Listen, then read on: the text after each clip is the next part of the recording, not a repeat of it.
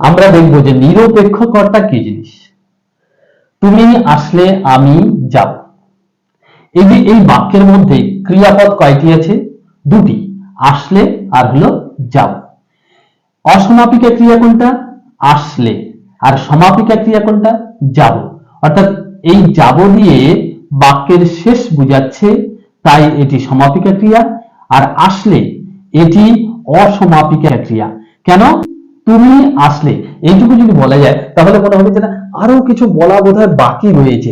এরকম ক্রিয়া হলো অসমাপিকা ক্রিয়া। তাহলে আসলে হলো অসমাপিকা ক্রিয়া আর যাব হলো সমাপিকা ক্রিয়া। এবার এই অসমাপিকা ক্রিয়া এবং সমাপিকা ক্রিয়া এই উভয়েরই যদি কর্তা থাকে, যেমন এখানে আসলে এর কর্তা রয়েছে তুমি, যাব এর কর্তা রয়েছে আমি, সমাপিকা ক্রিয়ারও কর্তা রয়েছে, আবার অসমাপিকা ক্রিয়ারও কর্তা রয়েছে। এরকম বাক্যে অসমাপিকা ক্রিয়ার কর্তাকে বলা হয় নিরপেক্ষ কর্তা। অর্থাৎ একই বাক্যের মধ্যে যদি সমাপিকা ক্রিয়ার কর্তা এবং অসমাপিকা ক্রিয়ার কর্তা আলাদা হয়, তবে সেই অসমাপিকা ক্রিয়ার কর্তাকে বলা হয় নিরপেক্ষ কর্তা। যেমন সূর্য উঠলে ফুল ফুটবে, সূর্য উঠলে এটা অসমাপিকা ক্রিয়া, এর কর্তাকে সূর্য, তাহলে সূর্য হবে নিরপেক্ষ কর্তা। আখি গেলে মোর সীমা চলে যাবে, রবীন্দ্রনাথ ঠাকুরের কথা। তাহলে আখি গেলে, কে গেলে?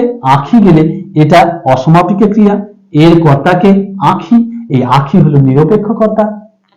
আবার কি বৃষ্টি হলে ফসল ভালো হবে, বৃষ্টি হলে ফসল ভালো হবে, তাহলে ভালো হবে এটা সমাপিকা ক্রিয়া, আর হলে এটা হলো অসমাপিকা ক্রিয়া। এই অসমাপিকা ক্রিয়ার কর্তা হলো বৃষ্টি, তাহলে এই বৃষ্টি হলো নিরপেক্ষ কর্তা। তাহলে নিরপেক্ষ কর্তা কাকে বলে আমরা বুঝতে পারলাম।